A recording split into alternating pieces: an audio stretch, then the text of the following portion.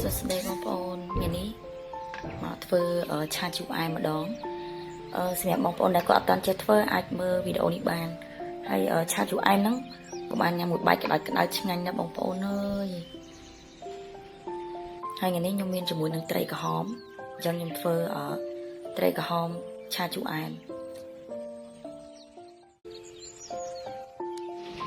ហើយបន្លែយើងមានប្រហែលមុខនឹងឯងហើយបងប្អូនចង់ដាក់អីក៏បានដែរប្រភេទបន្លែឆាអញ្ចឹងណាតែខ្ញុំប្រើតែម្នាស់ម្ទេសផ្លោកហើយត្រសក់និងប៉េងប៉ោះហើយយើងមានត្រីក្រហមមួយអញ្ចឹងណាអញ្ចឹងដំបូងខ្ញុំមកហាន់បន្លែជាមុនសិនបងប្អូនចង់ហាន់វាមិនក៏បានដែរប៉ុន្តែជាធម្មតាគឺយើងចិត្តវាជាជ្រុងអញ្ចឹងណាខ្ញុំនេះរកវិធីចិត្តមិនឃើញតែយើងចិត្តបែបហ្នឹងមក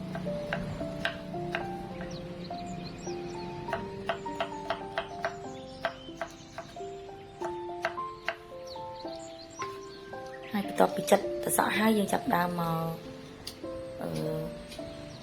ហាន់ម្ទេសផ្លោកម្ដង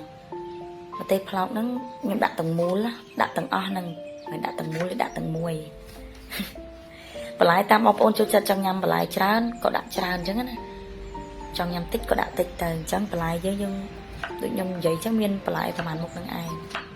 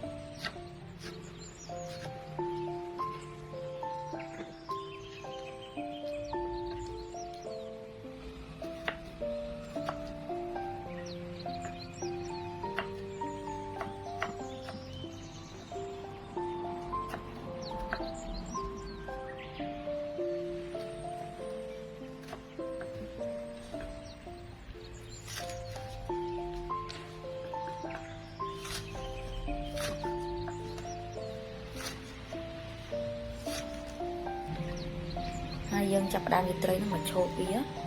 ឆូតចឹងមកយើងស្រួលបំពងហើយឆាប់ឆ្អិន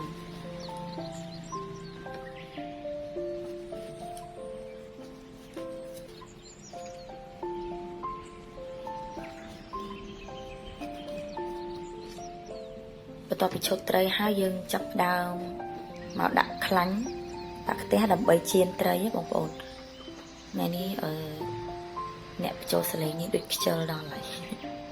ខ្ជិលនិយាយហ្មងចាយើងដាក់ជាមួយម្សៅបំពងដាក់មកសាព្រាទៅដើម្បីឲ្យកុំឲ្យត្រីយើងវាផ្ទុះហើយម្យ៉ាងទៀតវាធ្វើឲ្យត្រីយើងស្រួយល្អ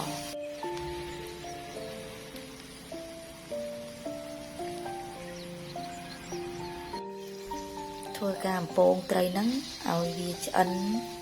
មកជាហៀងសិនចាំប្រែទៀតពួកអីនៅពេលដែលយើងប្រែចុះប្រែឡើងវាត្រីយើងឆ្អិនរសល្អតែបើយើងដាក់ឲ្យឆ្អិនមកជាហៀងហើយចាំប្រែហ្នឹងត្រីយើងគឺឆ្អិនល្អហ្មង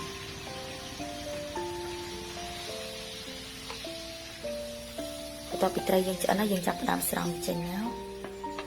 ហើយខ្ទះកណ្ដាលហ្នឹងគឺខ្ញុំចាក់ប្រេងចេញអញ្ចឹងណាខ្ញុំចាក់ខ្លាញ់ដែលនៅសល់ហ្នឹងចេញទុកតែបន្តិចទេដើម្បីយើងធ្វើការបំពងខ្ទឹមហើយយើងឆាជាមួយបន្លែដែលយើងរៀបចំមុនហ្នឹង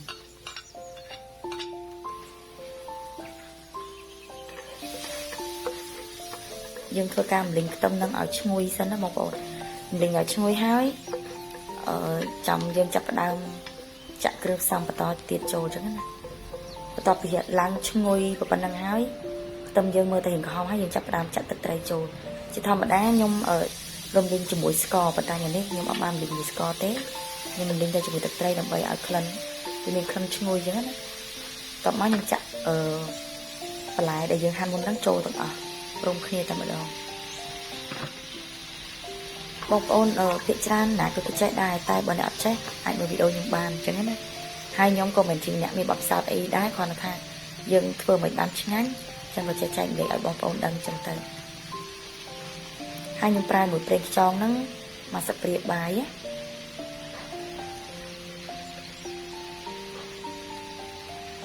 ប បន្ទាប់មកខ្ញុំប្រាប់ប៊ីចេងបន្តិចអ្នកអត់ញ៉ាំប៊ីចេងបាញ់ដាក់ក៏បានដែរហើយស្ករសហ្នឹងមកស្លាបព្រា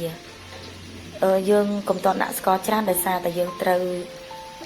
ម្នាស់យើងប្រើម្នាស់ប្រើអីចឹងខ្លាចវាមានរសជាតិផ្អែមពីម្នាស់ចឹងយើងកុំប្រើច្រើនហើយខ្ញុំប្រើសស៊ុបខ្នុរបន្តិចហើយនឹងទឹកម្ទេសហ្នឹងប្រហែលជា2ស្លាបព្រាបាយទឹកម្ទេសហ្នឹងយើងដាក់ឲ្យវាមានរសជាតិជូរអែមចឹងណាព្រោះបើម្នាស់នឹងពេញប៉ោះយើងអត់សូវជូរទេយើងផ្សំពីទឹកម្ទេសហ្នឹងឯងប៉ុន្តែបើសិនជាម្នាស់ហើយនឹងពេញប៉ោះយើងជូរដែរហ្នឹងយើងបាច់ដាក់ទឹកពេញប៉ោះក៏បានដែរហើយឆានេះយើងយករសជាតិប្រៃផ្អែមហើយរៀងជូរតិចហើយយើងចាក់ទឹកចូលបន្តិចមកដើម្បីឲ្យវាមានជាតិទឹកហើយយើងរំងាស់បន្លែហ្នឹងឲ្យវារៀងផុយតិចបានឆ្ងាញ់បន្ទាប់ពីផុយឆ្អិនប៉ុណ្ណឹងហើយយើងភ្លក់មើលរសជាតិត្រូវហើយយើងបន្ថែមស្លឹកខ្ទឹមចូលបន្តិចហើយទុកខ្លះសម្រាប់រោយនៅលើត្រី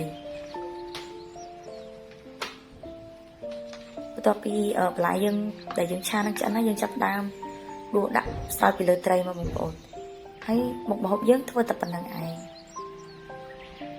អ្នកបញ្ចូលសលេងនេះស្អកអញ្ចឹងនិយាយតិចបានហើយបងប្អូនដែលចូលចិត្តវីដេអូខ្ញុំអាចជួយ Subscribe ម្នាក់មួយចាដើម្បីបានទទួលវីដេអូថ្មីហើយត្រីចៀនជូរអែមយើងគឺរួចរាល់ហើយអញ្ចឹងខ្ញុំដាក់តែបន្ថែមស្លឹកខ្ទឹមពីលើទៅគឺរួចរាល់តែម្ដងអរគុណបងប្អូនសម្រាប់ការទស្សនាវីដេអូនេះដល់ចប់